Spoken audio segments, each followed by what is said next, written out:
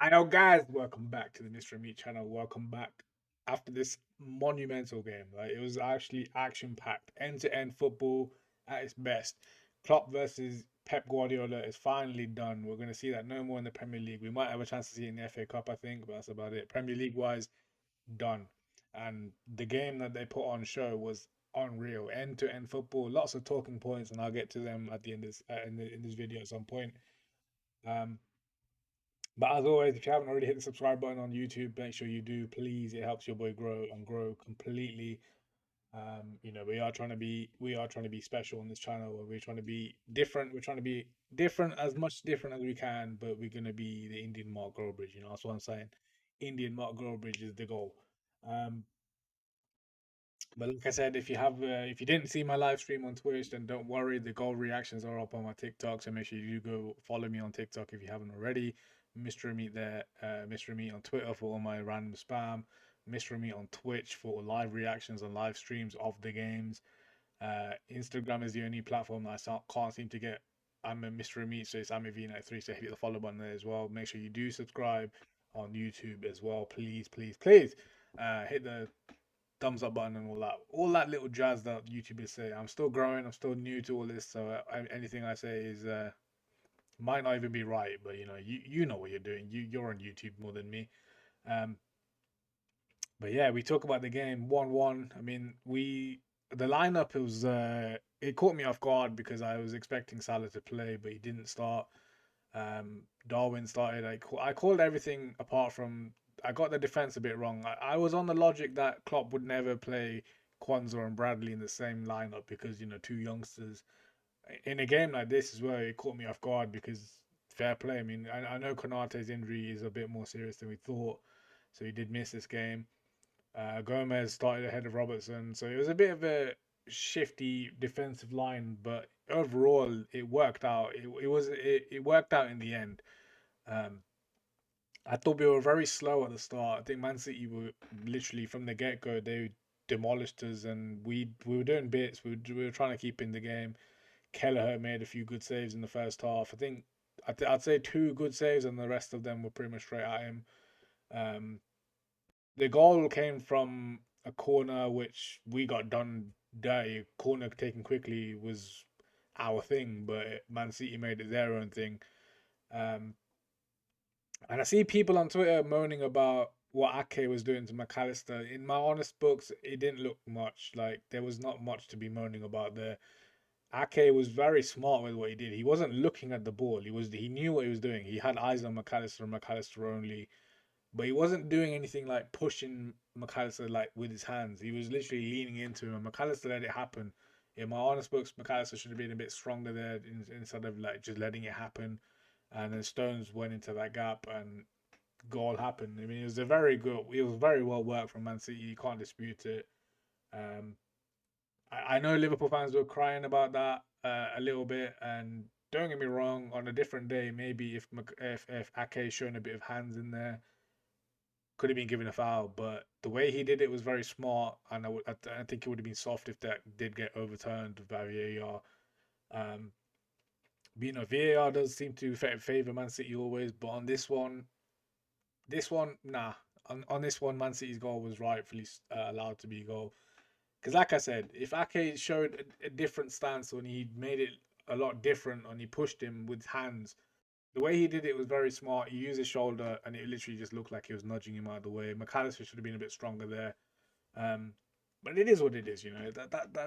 That's it's a learning curve. I'm sure next time McAllister's in that situation, he won't be letting anything happen to him.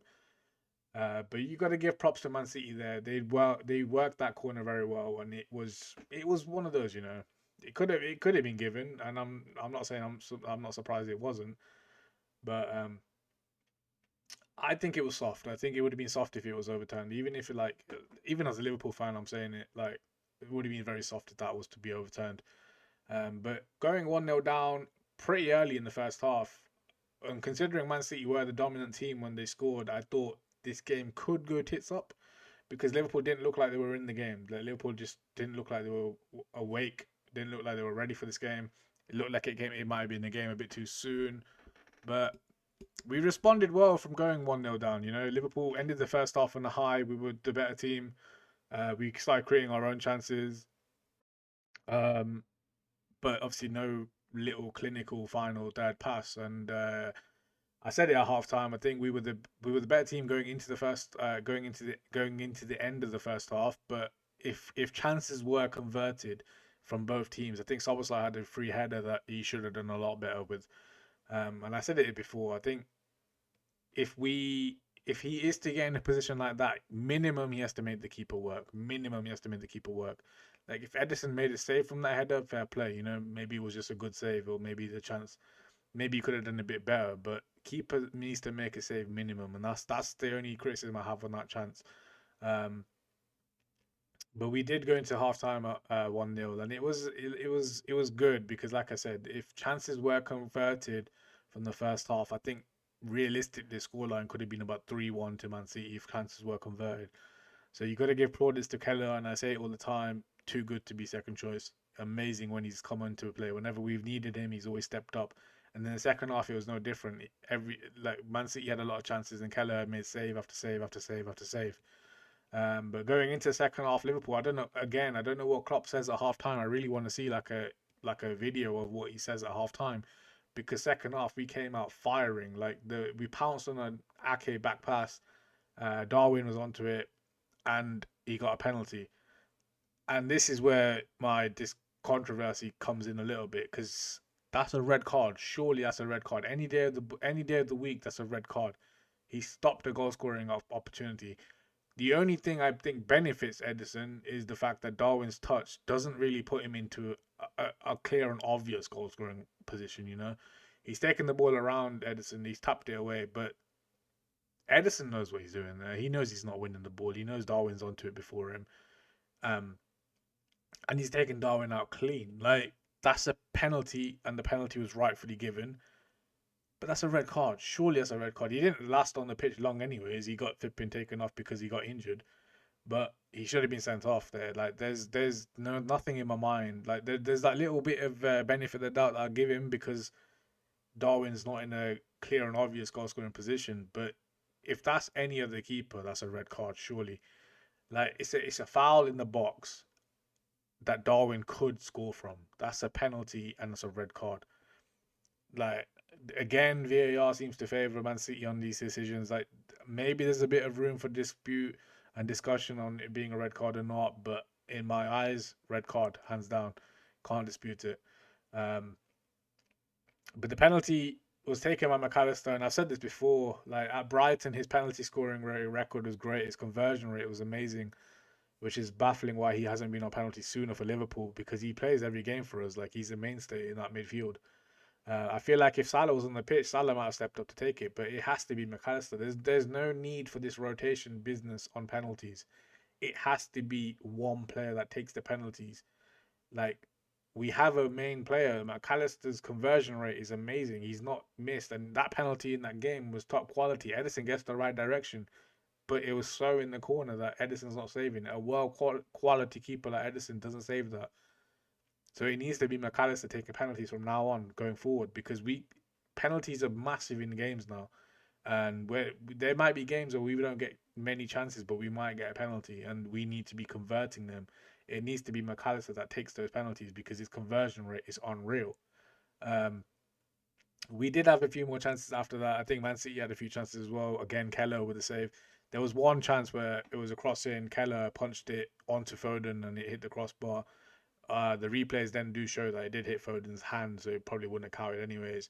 Doku had a chance where he hit the post. I think Kelleher got a hand to it and then pushed it onto the post. So again, amazing keeper, amazing saves, keeps us in the games so many times.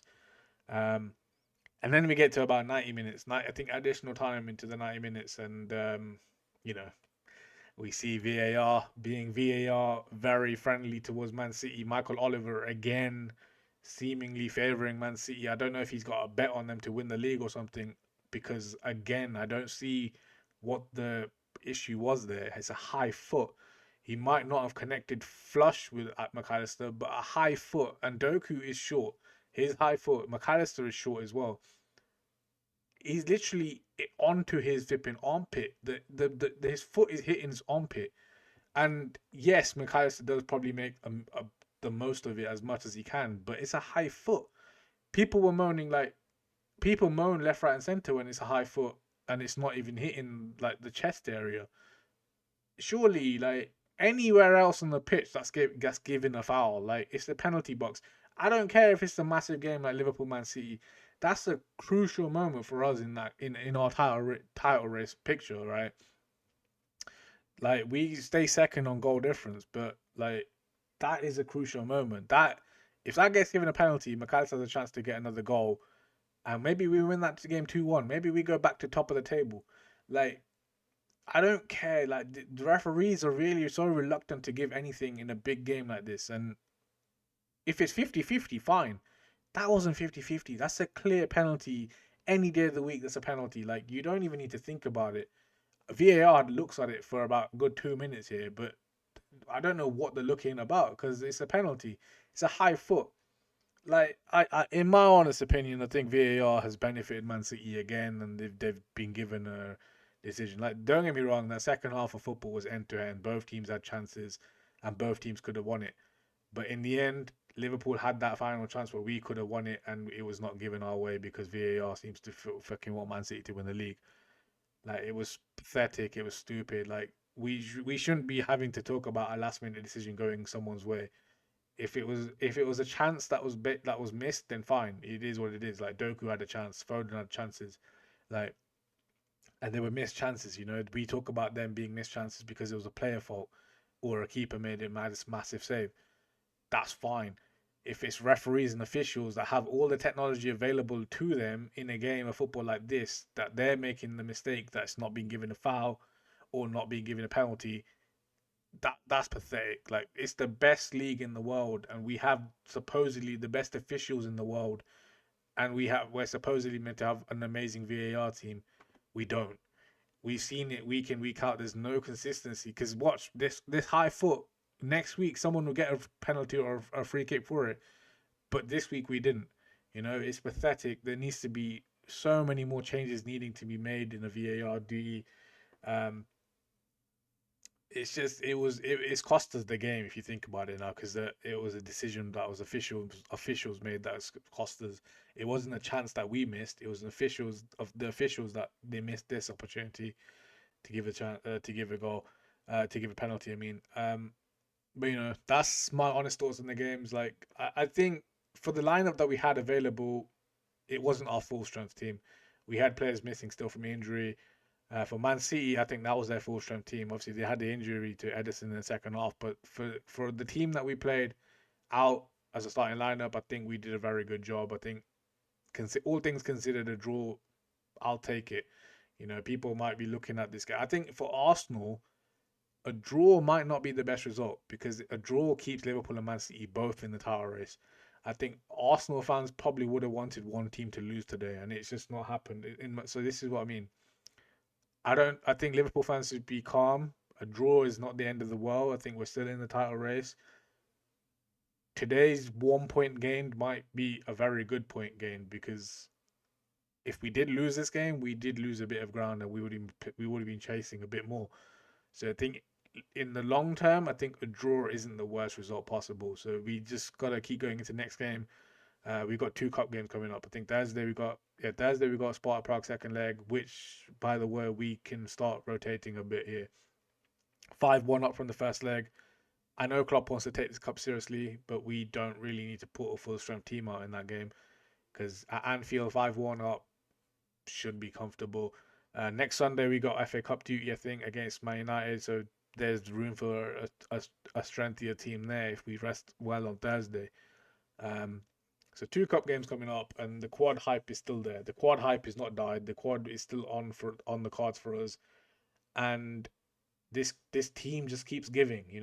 When you think we're down and out, this team just keeps giving. With the injuries that we've had, we still keep giving, and everyone is doing it. We're on tour for this Jurgen Klopp farewell, um, and we'll be there on Thursday. We'll be there on Sunday. We're there all the time.